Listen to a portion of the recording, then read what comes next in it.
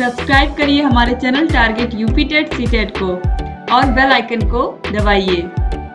Hello friends, मैं रेनू स्वागत करती हूँ आप सभी भावी अध्यापक एवं अध्यापिकाओं का आपके अपने channel target UP TET CTET में। दोस्तों, आज की इस क्लास में हम पढ़ने वाले हैं जातिवाद के विषय में। और यहाँ पर देखिए, जातिवाद की परिभाषा के बारे में हम पढ़ेंगे, इसके प्रमुख कारक कौन कौन से हैं, जातिवाद का हमारे ऊपर क्या दुष्परिणाम पड़ रहा है, हमारे समाज के ऊपर इसका क्या गलत प्रभाव पड़ रहा है, इसके बारे में हम पढ़ेंगे। और अनुसूचित जातियों के बारे में भी हम पढ़ेंगे। ठीक है, तो ये जो टॉपिक है ये बहुत बहुत महत्वपूर्ण है। तो चलिए स्टार्ट करते हैं। इससे पहले कल की जो क्लास थी उसमें हमने राष्ट्रीय एकता के बारे में पढ़ा था, संप्रदायवाद के बारे में पढ़ा था, आतंकवाद के बारे में पढ़ा था।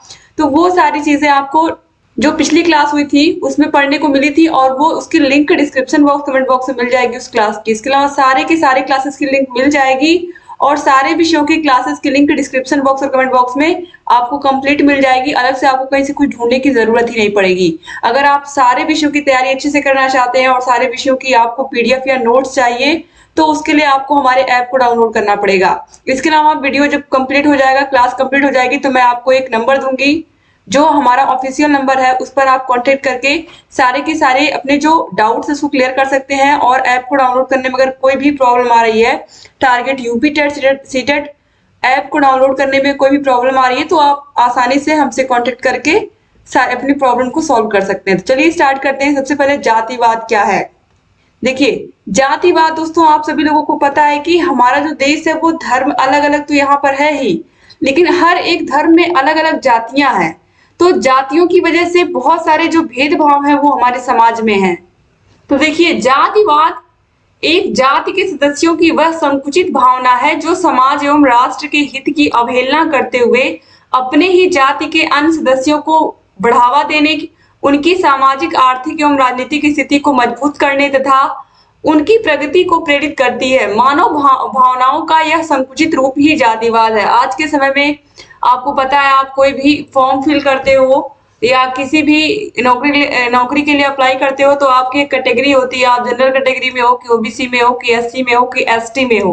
तो ये क्या है? जातिवाद। जातिवाद तो ही है, जातिवाद ही तो है।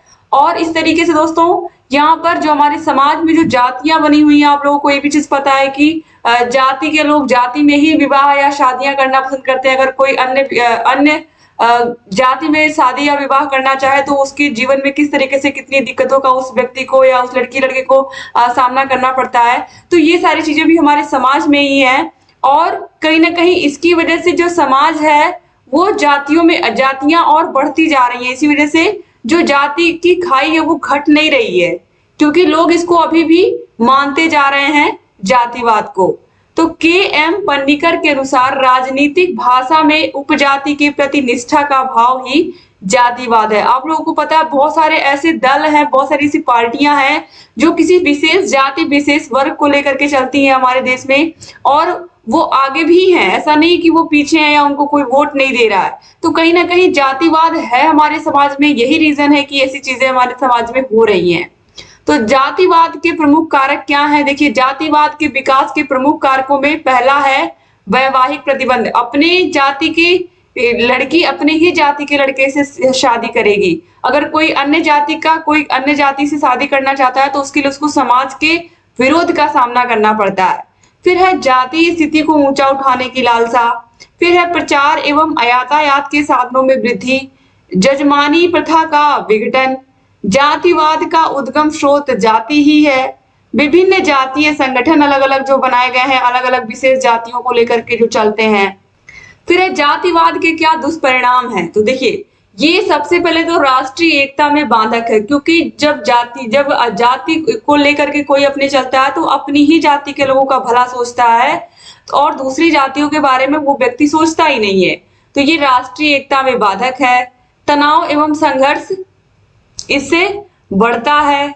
फिर है प्रजातंत्र विरोधी है, सामाजिक एकता में भी बाधक है, नैतिक पतन कर देता है, और भाई भतीजावाद को प्रोत्साहन देता है। ठीक है, और ये तो हर जगह चलता आ रहा है दोस्तों, भाई भतीजावाद है कि चाहे आप पार्टी देख लीजिए, पार्टियों की अगर हम बात करें तो अगर पिताजी नेता है तो बेटा भी नेता ही बनेगा और उनकी गद्दी को संभालेगा। तो इस तरीके से आप किसी भी इंडस्ट्री में देखोगे, चाहे वो हम फिल्म इंडस्ट्री की बात कर लें या किसी भी इंडस्ट्री की बात कर लें, वहां पे आपको भाई भतीजावाद तो ये चीजें तो मिलती ही हैं। और इससे जो टैलेंटेड लोग होते हैं वो पीछे रह जाते हैं इस वजह से।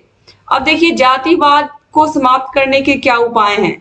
तो जातिवाद को समाप्त करने के उपायों में सबसे पहला है जाति विरोधी शिक्षा, बहुत जरूरी है। फिर है अंतर विवाह एवं अंतर जाति विवाह का समर्थन करना, इससे जो जातियां वो धीरे धीरे खत्म हो जाएंगी। फिर है जाति बोधक नामों का बहिष्करण। फिर है जातीय श्रेणीबद्धता को समाप्त करना। फिर है जातीय संगठनों को हतोत्साहित करना। फिर है सांस्कृतिक एकीकरण को प्रोत्साहन देना। अब जातिवाद के बारे में यहाँ पर हमने देख लिया कि किस तरीके से जातिवाद है वो हमारे समाज के लिए बिल्कुल अच्छा नहीं दोस्तों। हम धर्मों में तो बटे ही थे लेकिन जातियों में भी बट गए, और जातियों में बटना जो है वो धर्मों के बढ़ने से ज्यादा घातक हो गया हमारे लिए। किसी भी धर्म में आप देखोगे हर एक धर्म में कुछ ना कुछ जातियां डिवाइड कर दी गई हैं, और उसमें भी लोग ऊंची और नीची जाति भी डिसाइड कर लिया है समाज ने ही। अब देखिए इसके बाद अब अनुसूचित जाति से क्या आशय है, अनुसूचित जातियां होती क्या हैं और इनके उत्थान के लिए क्या विशेष व्यवस्था की गई है। तो अनुसूचित जातियां वो जातियां होती हैं जो आर्थिक व सामाजिक रूप से शोषण के शिकार रहे हैं अथवा गरीबी की रेखा के नीचे अपना जीवन यापन कर रहे हैं, अनुसूचित जाति कहलाते हैं। भारत में गरीब वह है जिसकी क्रय शक्ति कम है और जिसे भोजन में न्यूनतम निर्धारित ऊर्जा कैलोरी की मात्रा नहीं प्राप्त हो पा रही है। दोस्तों अगर हम अनुसूचित जातियों की बात कर रहे हैं, अनुसूचित जाति अनुसूचित जनजाति की, आप चूंकि मैं खुद एक प्राइमरी टीचर हूं तो मैं अगर अपने जिले की बात करूं या अदर जिले जो आसपास के हैं, तो अगर उसमें देखा जाए, चूंकि आप लोग को पता ही है कि SC ST इसके अलावा OBC जनरल ये सब कैटेगरी होती है जिसको बांटा गया है अलग अलग। तो यहाँ पर अगर आप देखोगे तो आप एक चीज पाओगे कि जनरल के बच्चे बहुत कम आते हैं, बहुत रेयर केस में जनरल के बच्चे स्कूलों में आते हैं प्राइमरी वाले। अगर OBC देखा जाए तो इसमें कुछ बच्चे आते हैं, और ST और SC बच्चों की संख्या ज्यादा होती है। OBC की भी होती है लेकिन जनरल की बहुत कम, OBC की थोड़ी बहुत, SC ST की ज्यादा होती है। तो कहीं ना कहीं ये चीजें संविधान में, जब हमारा संविधान बना तो इसीलिए कहीं ना कहीं इन जो जातियां SC ST या OBC इनको थोड़ी बहुत इसीलिए छूट मिली क्योंकि कहीं ना कहीं ये देखा गया कि ये पिछड़ी हुई है और ये धीरे धीरे और पीछे चली जाएंगी अगर इनको रिजर्वेशन ना दिया गया, इनको आगे ना बढ़ाया गया। ठीक है, तो यही रीजन है दोस्तों कि आज भी धीरे धीरे अब जा करके जो स्थिति है वो धीरे धीरे हमारे समाज में ठीक हो रही है। तो यहाँ पर जिन्होंने भी संविधान बनाया था, जिन्होंने भी ये नियम बनाया था, वो कहीं ना कहीं उन्होंने बहुत सोच समझ करके ही बनाया था कि जो लोग आर्थिक रूप से सामाजिक रूप से पिछड़े हुए हैं, दबे हुए हैं, उनको भी आगे लाया जाए। ठीक है, अब देखिए अनुसूचित जाति के उत्थान के लिए विशेष व्यवस्था। तो पहला है अस्पृश्यता का अंत, अनुच्छेद 17 में इसके बारे में बात की गई है। अस्पृश्यता का मतलब आप लोग समझ रहे हैं, इसको छुआछूत कहते हैं कि छुआछूत, अगर कोई SC ST का व्यक्ति है उसने किसी जनरल के गिलास को छू दिया है, बर्तनों को छू दिया, तो वो फिर उसमें खाना नहीं खाएंगे, इस तरीके की चीजें थी। तो इसको अनुच्छेद जो 17 है इसमें इसको खत्म कर दिया गया है। फिर है नौकरियों में आरक्षण की व्यवस्था। तो ये तो आप लोगों को पता ही है कि अनुसूचित जातियों को, अनुसूचित जनजातियों को ऊपर उठाने के लिए ही आरक्षण की व्यवस्था की गई है, रिजर्वेशन की व्यवस्था की गई है। शिक्षा में भी रिजर्वेशन की व्यवस्था की गई ताकि ये जो जातियां हैं इनको भी ऊपर उठने का मौका मिले, क्योंकि जो हमारा संविधान है वो हमेशा सभी लोगों को बराबर जीने का, रहने का अधिकार देता है। कोई भी आदमी हो, कोई भी औरत हो, कोई भी किसी जाति धर्म लिंग से आता हो, सभी को समान अधिकार प्राप्त है हमारे देश के संविधान में। ठीक है, इसीलिए इनको हमेशा ऊपर उठाने की कोशिश की गई। फिर है निःशुल्क आवास इनको देना, निःशुल्क चिकित्सा की व्यवस्था करना इनके लिए, और छात्रवृत्ति की व्यवस्था भी करना, इनको स्कॉलरशिप भी देना।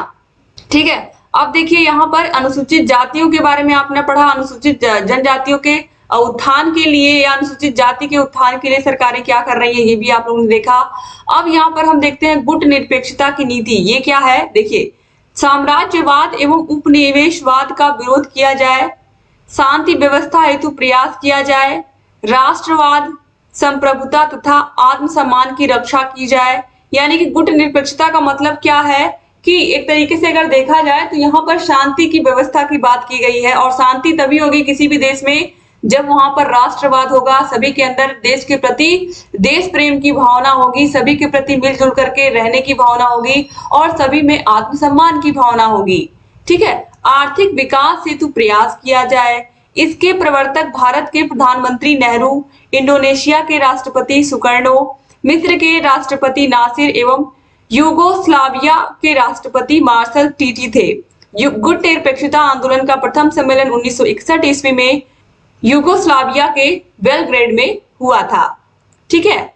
अब देखिए यहाँ पर पंचशील के बारे में भी हम पढ़ते हैं। पंचशील का सिद्धांत क्या है, क्योंकि ये आप लोगों के एग्जाम में कई बार पूछा गया है। तो देखिए, पंचशील के सिद्धांतों का प्रतिपादन सर्वप्रथम 29 अप्रैल 1954 को तिब्बत के संबंध में भारत और चीन के बीच हुए एक समझौते में किया गया।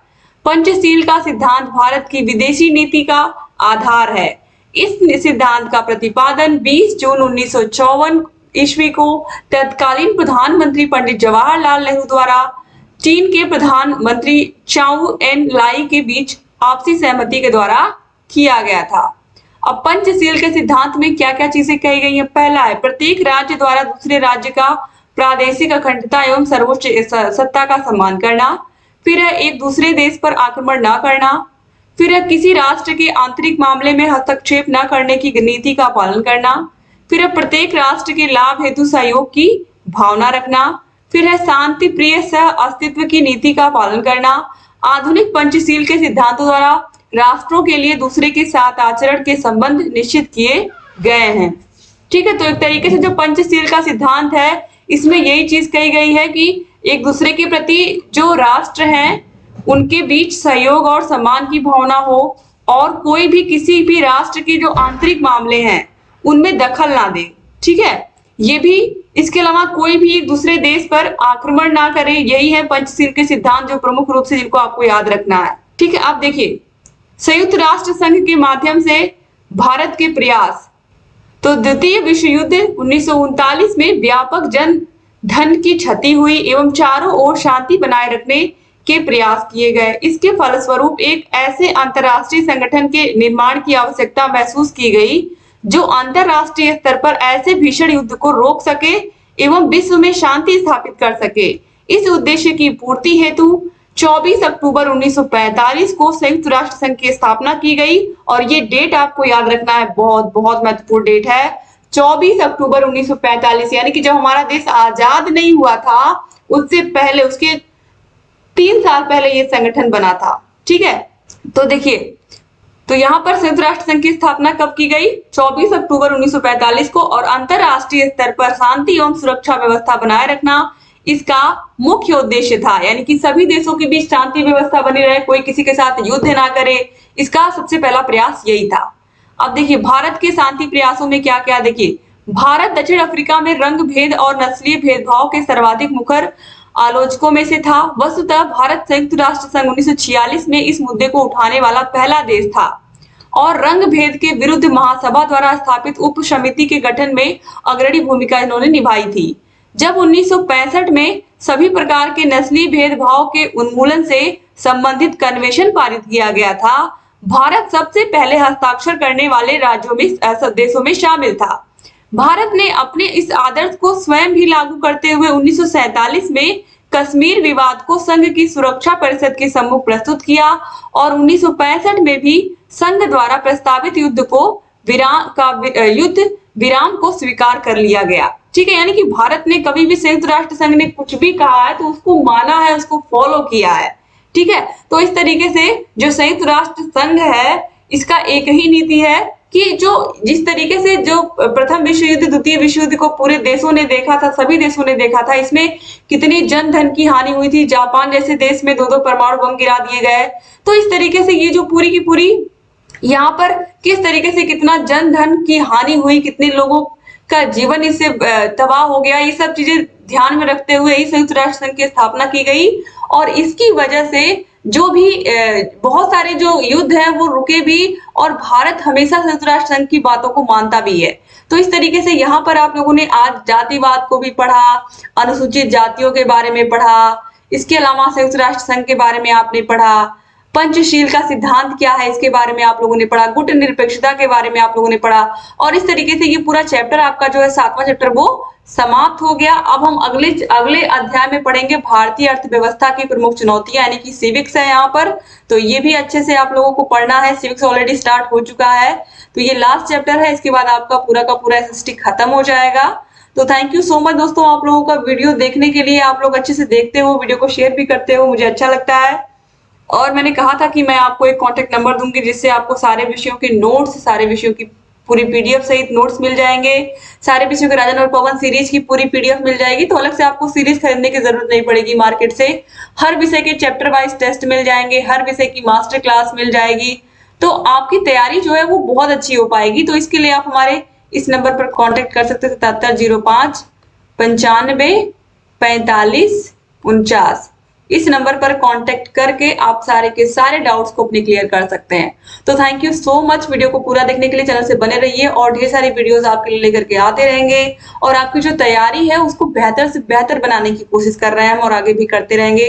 Thank you so much video को पूरा देखने के लिए और लगातार हमसे ऐसे बने रहने के लिए। चैनल से एक बार फिर से आप सभी का बहुत बहुत धन्यवाद दोस्तों। और आप लोग ढेर सारी वीडियोस आप लोग लेकर के आ रहे हैं दोस्तों, तो आप लोग प्लीज चैनल को सब्सक्राइब कर लीजिए। बहुत सारे हमारे भाई बहनों ने सब्सक्राइब नहीं किया अभी तक। अगर चैनल को सब्सक्राइब करते हो आप और बेल आइकन को प्रेस करते हो, तो जो भी नई वीडियोस हम बनाते हैं उसका नोटिफिकेशन आपके मोबाइल पर सही समय पर पहुंच जाता है और आप सारी वीडियोस को अच्छे से देख पाते हो। तो थैंक यू सो मच एक बार फिर से। जय हिंद दोस्तों।